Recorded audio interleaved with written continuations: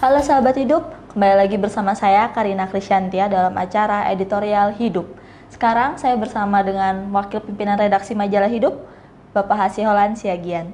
Halo Pak. Halo Karin, apa kabar? Bagaimana kabarnya? Baik, sampai saat ini berjalan seperti biasa. Walaupun memang sudah ada PSBB ya. Jadi kita harus menjaga diri bersama-sama dengan warga yang lain. Jangan egois gitu loh. Hanya kepentingan sendiri, maunya jalan-jalan, mau ngobrol sama yang lain. Ya sudah ditahan dulu begitu. Jadi memang benar semua work from home ya Pak ya? Iya betul. Sekarang. Nah, kita pun juga ini sebetulnya terbatas juga kita begitu. Nah, untuk sajid kali ini apa nih Pak yang menarik? Nah, ini kebetulan nih ya, di tengah suasana seperti ini, kemarin-kemarin kan pembaca membutuhkan bacaan alternatif.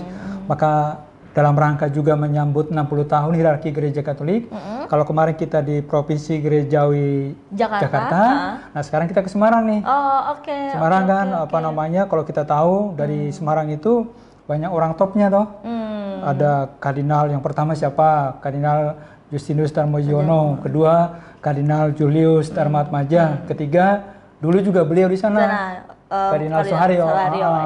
Jadi memang Provinsi Gerejawi Semarang ini luar biasa ya kalau kita lihat sejarah gereja. Maka ketika kita sekarang mau bicara mengenai hierarki Gereja Katolik Indonesia, Keuskupan Agung Semarang itu melingkupi Keuskupan Malang, Keuskupan Surabaya, dan Keuskupan Purwokerto. Berarti ada 4 ya Bang? Ada 4. Ada 4. Nanti ada di situ ada wawancara dengan masing-masing uskup. Nah, di situ ada penjelasan tentang kemandirian gereja di masing-masing keuskupan seperti apa. Lalu uskup agung itu sebetulnya kekuasaannya sejauh mana begitu. Itu juga dibicarakan dengan cukup rinci di situ supaya juga umat kita punya pemahaman yang ya katekese lah sedikit ya tentang apa itu provinsi gerejawi, ada regio, nanti juga akan kita bicarakan bersama-sama. Nanti lengkapnya di sajian utama kali ini ada semuanya Karin. Berarti kalau yang dulu 3, sekarang 4 ya? Nah, sekarang 4. Nanti ada juga yang 5 gitu ya. Oh gitu, oke, berarti beda-beda ya beda-beda provinsi gerejawinya begitu.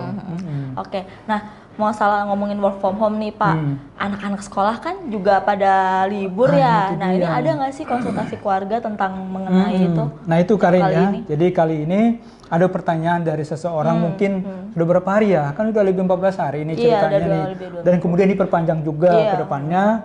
Anak-anak mungkin juga udah mulai merasa bosan dari rumah, lalu apa harus dilakukan? Bagaimana mendampingi anak-anak? Mungkin kalau anak yang sudah agak besar, udah bisa cari mainan sendiri. Tapi kalau anak-anak yang masih katakanlah TK atau SD kelas 2, kelas 1 gitu ya, ya mereka sudah bisa dibayangkan seperti apa. Apalagi katanya itu PR-nya kebanyakan kali ya. PR online-nya kebanyakan. Banyak ya kalau kita lihat medsos ya. Nah, bagaimana mendampingi anak-anak nanti jawabannya ada di konsultasi keluarga, dikupas dengan sangat baik oleh tim kita dari Sugio Pranoto Semarang. Apa yang dilakukan orang tua? Mungkin tidak berat-berat sih, ringan juga bisa. Misalnya seperti apa? Nanti lihat tipsnya di situ. Penasaran. Iya dong. Oke. Nah, terus kan kemarin juga habis Paskah nih Pak. Nah, kalau berita-berita yang mengenai soal Paskah kan karena kebetulan Paskah kita juga ibadahnya di rumah kan. Nah, itu ada yang menarik nggak sih Pak? Ya pastilah. Jadi ini kan suasananya berbeda Karin ya. Sekarang semuanya di rumah. Bahkan juga ya termasuk ibadah juga dari rumah sudah diawali jauh-jauh hari. Nah, sekarang kemarin itu bayangkan juga yang tadinya umat datang pada Jumat Agung misalnya harus memberikan penghormatan salib, sekarang harus memberi penghormatan sendiri di rumah. Pasti suasananya sangat berbeda. Nah, oleh karena itu kita coba melihat denyutnya seperti apa. Wartawan kita mencoba beri laporan bagaimana umat di NTT misalnya, di Kepulauan Mentawai misalnya, di Keuskupan Amboina misalnya. Bagaimana juga ada seorang pastor yang membawa monstrans itu lalu memberkati kota dari atap gereja gitu ya. Ini kan sesuatu yang baru dalam menggereja kita saat ini. Saya kira juga ini nanti bisa menambah wawasan dari pembaca kita. Seperti apa lengkapnya silahkan juga nanti Anda baca di situ begitu ya. Lengkap sekali kok, lengkap. Itu di publikasi mana Pak? Iya di Berita Nusantara. Berita Nusantara. Nusantara itu ada laporan cukup lengkap di situ.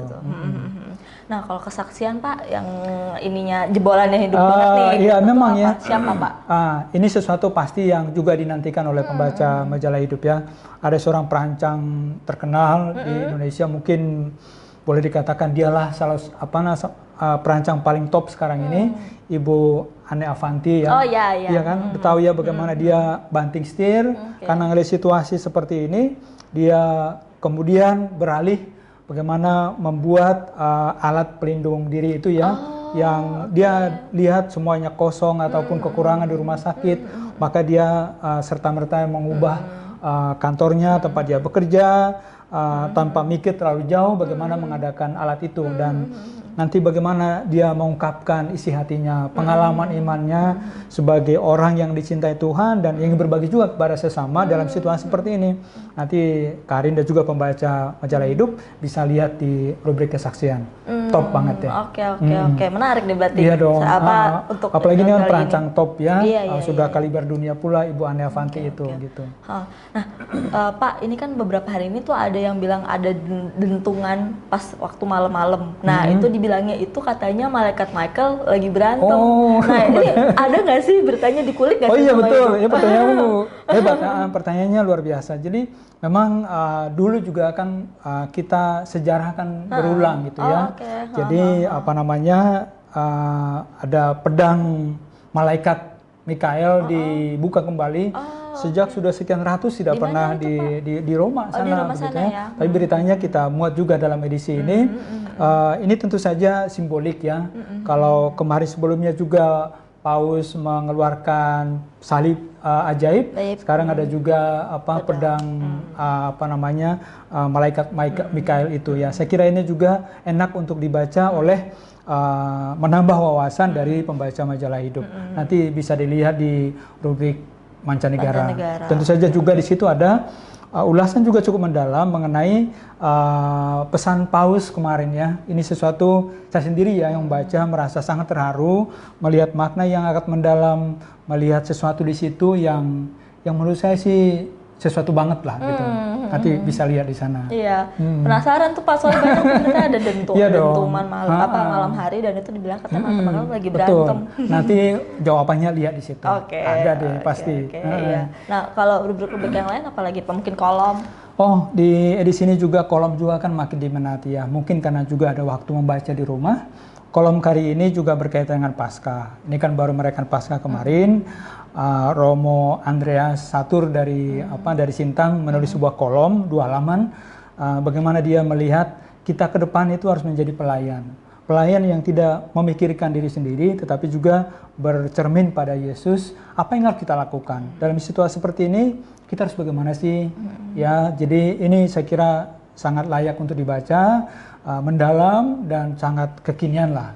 Untuk orang muda juga, gimana sih kalau kita melayani, kalau kita masih melihat diri sendiri, ya belum tentu juga cocok ataupun belum sesuai dengan panggilan kita. Jadi seperti apa rahasianya menjadi pelayan itu bisa nanti Anda lihat di sana. Begitu.